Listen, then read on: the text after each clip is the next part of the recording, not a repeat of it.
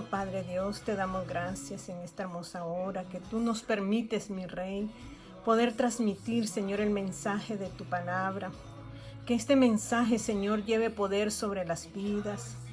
Yo te ruego, Padre eterno, que alinee nuestros corazones al corazón tuyo, para que sea edificante, mi Dios, tu palabra, tu mensaje, el mensaje que llevas a aquellos, Señor, que están necesitados de ti en esta hora. Padre, clamamos porque nosotros como hijos tuyos podamos levantarnos, Señor, como dice tu palabra, que la creación gime con dolores de parto, esperando que los verdaderos hijos de Dios se levanten, Señor, porque la naturaleza, la creación ha sido, Señor, tocada a causa, Señor, de la humanidad. Pero hoy te pedimos, Padre, nos humillamos ante ti y nos hacemos uno solo en ti, Padre, para clamar misericordia sobre toda la humanidad. Padre, rescata las almas. Padre, llega al corazón de los jóvenes, al corazón de los niños, al corazón de los adultos, de los ancianos, Señor, y que verdaderamente, Padre Celestial, podamos ganar esta victoria, esta batalla, Señor, podamos tener victoria, precioso Dios. Gracias te damos, poderoso Dios, y lo que hoy hablemos, Señor, sea tomado por ti, que seas tú el que sirvas la mesa en esta hora. Todo te lo pido, mi Dios, en el dulce nombre de Jesús. Amén y amén. Que mi Señor me los bendiga, me los guarde. Y seguimos hablando acerca de lo que Cristo hizo en la cruz del Calvario, porque ese es el mensaje que debemos de predicar. Como decía el apóstol Pablo ahí en Primera de Corintios, en su capítulo 15, ¿cuál es el evangelio que usted y yo debemos de predicar? Pero tenemos que predicarlo con hechos. Y Dios está trayendo una transformación a todo nuestro ser y está sensibilizando nuestro corazón para que podamos nosotros meternos a esa oración y adoración, como dice, pública, donde nosotros oramos en el nombre de Jesús y clamamos por las almas que todavía no han venido a los pies de Cristo. Dios dice que oremos por todos los humanos, que levantemos manos santas sin ira y sin contienda por nuestras autoridades, por la humanidad, por la creación, por todo lo que Él hizo. Entonces, que el Señor hoy toque nuestras vidas y pueda ministrar corazones que hoy se sienten apagados, que hoy se sienten tristes, que se sienten desamparados. Hay un Dios, un Padre que no nos desampara. Entonces, el verdadero evangelio que nosotros debemos de predicar, dice ahí en 1 Corintios capítulo 15 y su versículo 2 dice: por el cual asimismo, si retenéis la palabra que os he predicado, sois salvos si no creísteis en vano. Porque primeramente os he enseñado lo que asimismo recibí. Estaba diciendo el apóstol Pablo que él estaba enseñando lo que él recibió. Y él lo recibió camino a Damasco cuando tuvo su encuentro con Jesús, donde su vida fue transformada, donde su vida fue mudada a otro hombre. Entonces dice aquí, él recibió, dice, porque primeramente os he enseñado lo que asimismo recibí, que Cristo murió por nuestros pecados. El evangelio que usted y yo debemos de predicar es el evangelio de la redención de nuestra vida. Cómo Cristo vino y redimió nuestra vida a través de su sangre. ¿A través de qué? De su vida en esa cruz. Nosotros tenemos que predicar ese evangelio de que Cristo ya pagó el precio de nuestros pecados. Yo sé que vienen pensamientos a nosotros y muchos pensamientos están destruyendo muchas vidas a causa de que nosotros aún no hemos hecho conciencia de llevar el evangelio de Cristo, pero demostrándolo nosotros de que Él ha resucitado. Primero, predicar que Cristo murió por nuestros pecados. Y dice, conforme a las Escrituras, y que fue sepultado.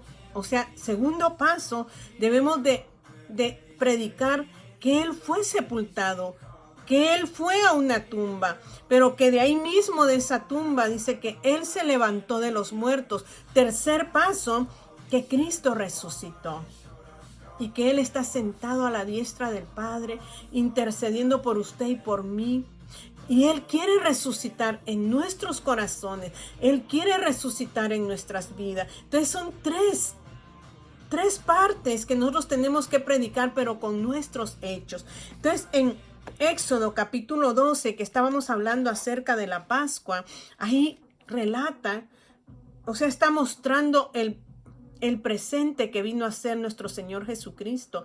El Cordero que aquí habla, está hablando de la redención que Cristo hizo en su periodo en esta tierra, pero en el pueblo de Israel estaba simulando lo que iba a venir. Les estaba anticipando lo que iba a suceder.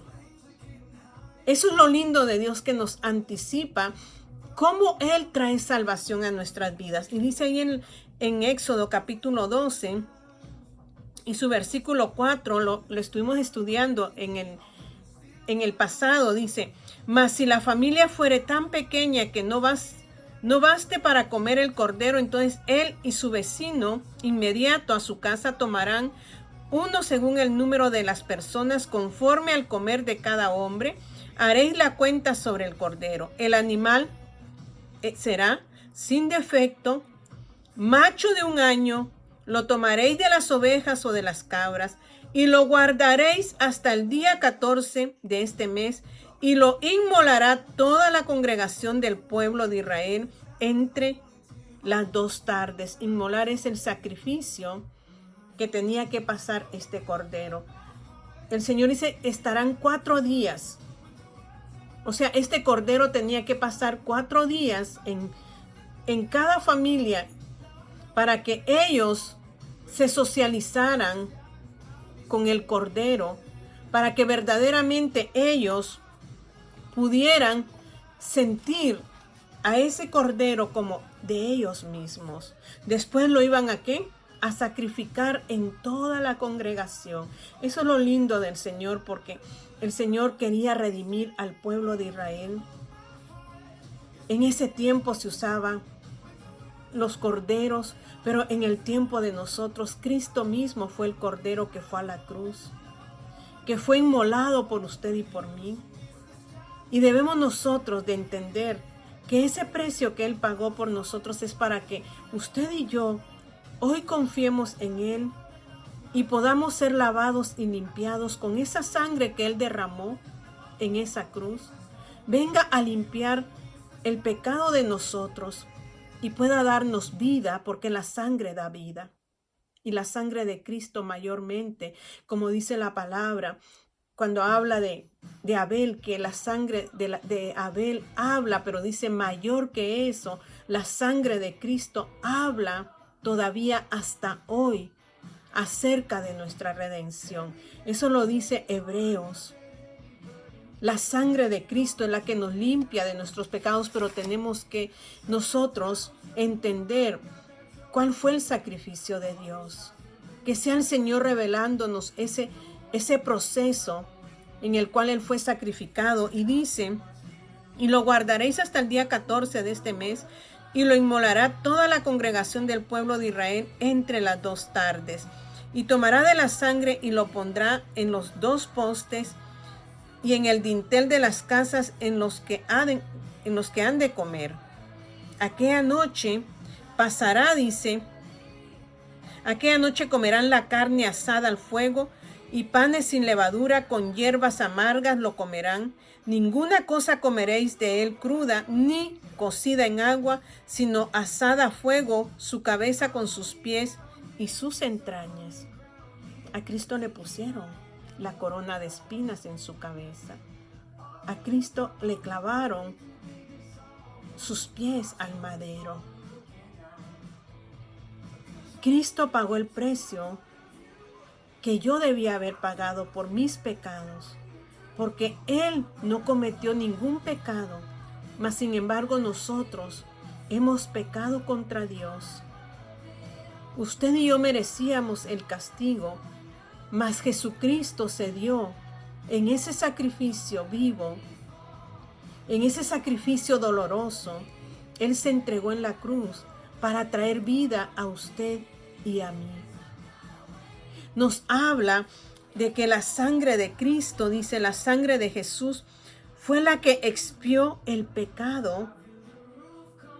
Luego dice, en su muerte fue tocado con fuego del juicio de la ira de Dios. Por eso no podía comerse cocinado en agua o crudo, sino que tenía que pasar por el proceso del fuego.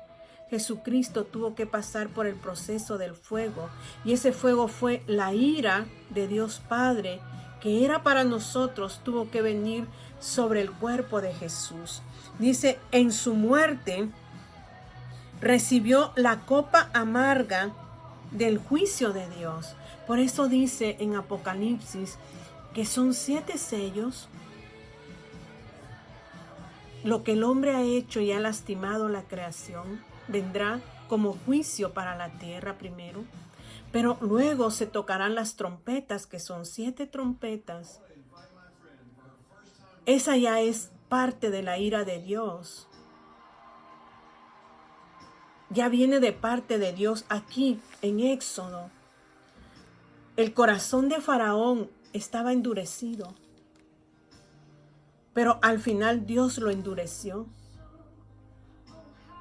porque Él iba a traer al final juicio sobre ellos mismos. Asimismo, el final de esta tierra será la ira de Dios, derramada sobre aquellos que no han querido entender que Cristo ya pagó el precio por sus pecados, y lo que tenemos que hacer nosotros ahora es purificarnos por medio de su palabra, porque nos habla que las trompetas son el anuncio de que el juicio ahora viene directamente de Dios sobre la tierra, pero es un juicio parcial,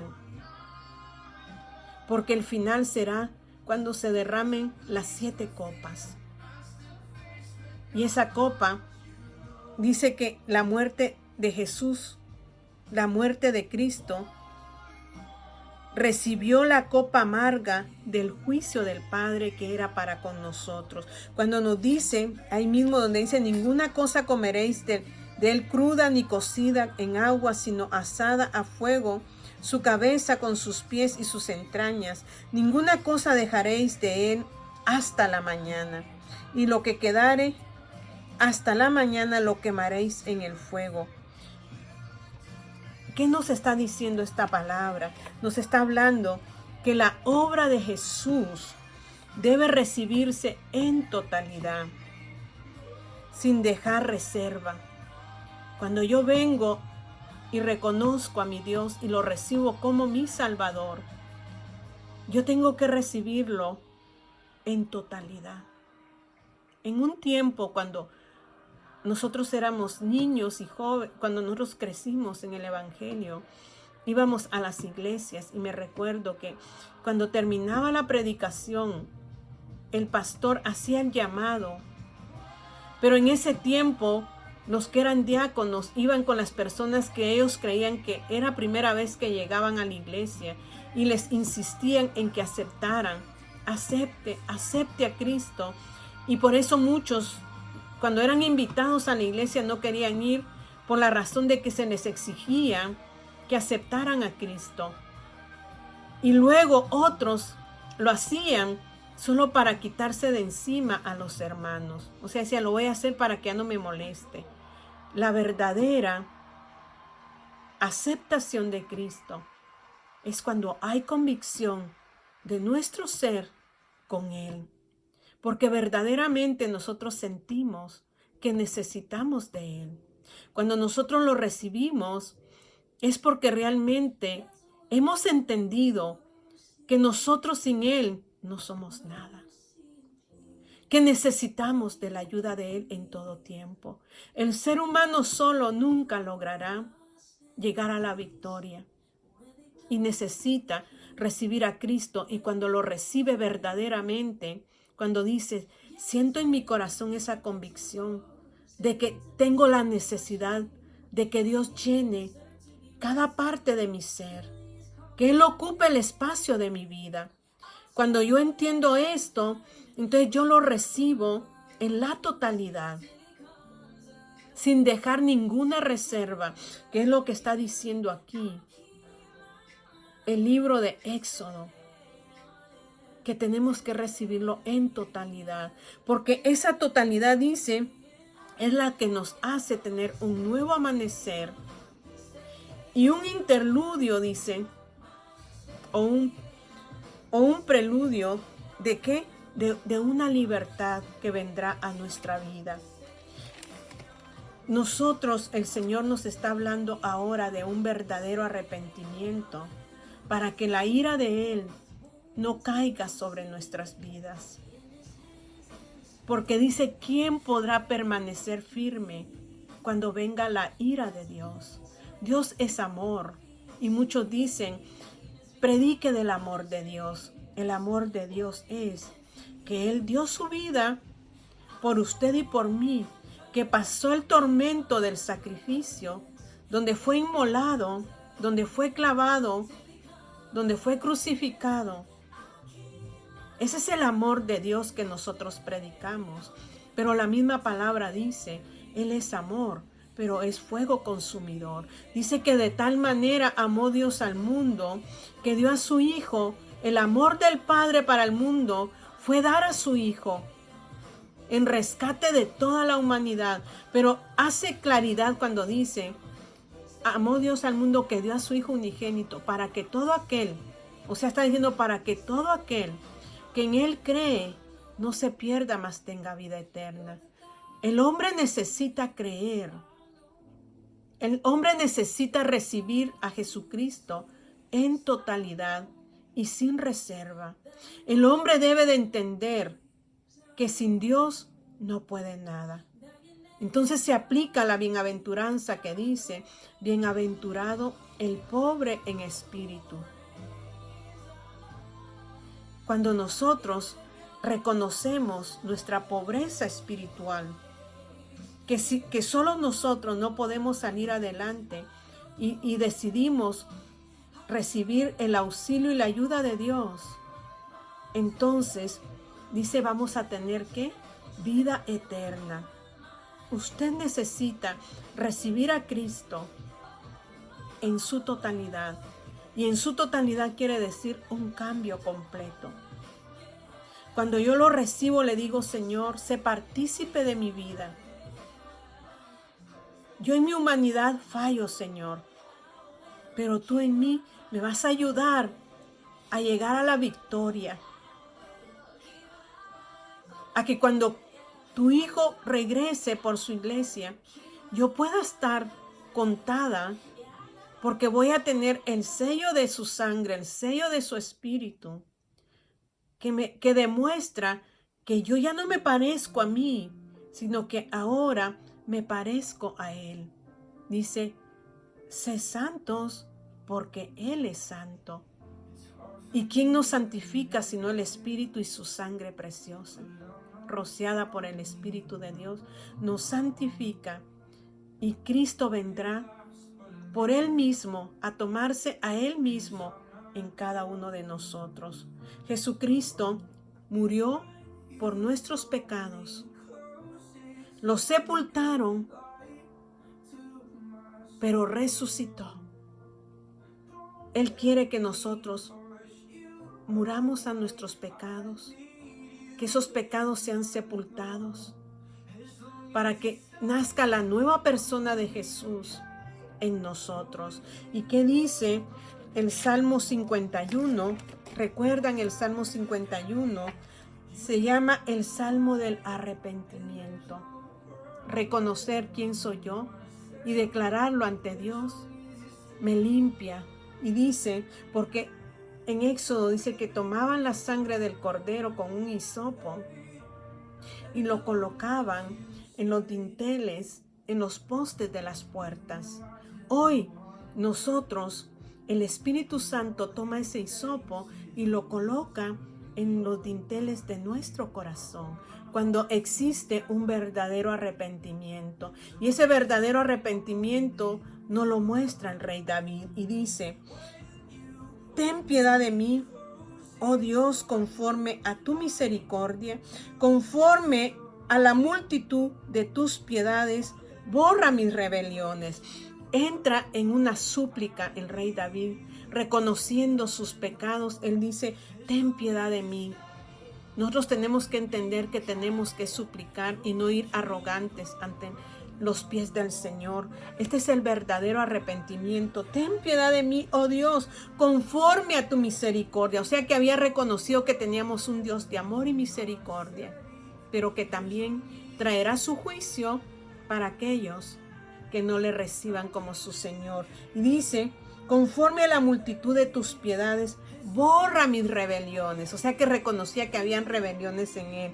Luego dice, lávame más y más de mi maldad y límpiame de mi pecado. Reconocía el rey David que necesitaba limpieza en su ser, y esa limpieza solo la podía hacer nuestro Señor. En el 3 dice, porque yo reconozco mis rebeliones y mi pecado está siempre delante de mí. O sea que estaba reconociendo. Usted y yo tenemos que reconocer nuestra falta ante Dios. Primero, suplicarle y reconocer que es un Dios grande. Segundo, pedirle que nos limpie. ¿Y por qué nos va a limpiar? Porque reconocemos nosotros que hemos sido rebeldes ante Él y que nuestro pecado ha estado siempre delante de Él. Y dice, contra ti solo he pecado. Contra ti solo he pecado y he hecho lo malo delante de tus ojos, para que sea reconocido justo en tu palabra y tenido por puro en tu juicio. O sea que David sabía que iba a haber un juicio y hace una confesión, porque contra ti, Señor, he pecado. Solo contra ti he hecho lo malo. He hecho lo malo delante de tus ojos, para que sea reconocido justo en tu palabra y tenido puro en tu juicio. Usted necesita ser reconocido delante de Dios, justo, y necesitamos también ser reconocidos puros en el día del juicio. Nosotros, si nos evaluamos, si nos examinamos, nosotros necesitamos verdaderamente leer este salmo y aplicarlo a nuestras vidas, y no decir nosotros, yo me siento santo, yo no peco, porque realmente ante Dios, que todo lo ve, tenemos que ir día a día y rendir nuestra vida y estar limpiando nuestra conciencia ante Él. Y dice la confesión, he aquí en maldad he sido formado y en pecado me concibió mi madre. He aquí tú amas la verdad en lo íntimo y en lo secreto me has hecho comprender sabiduría.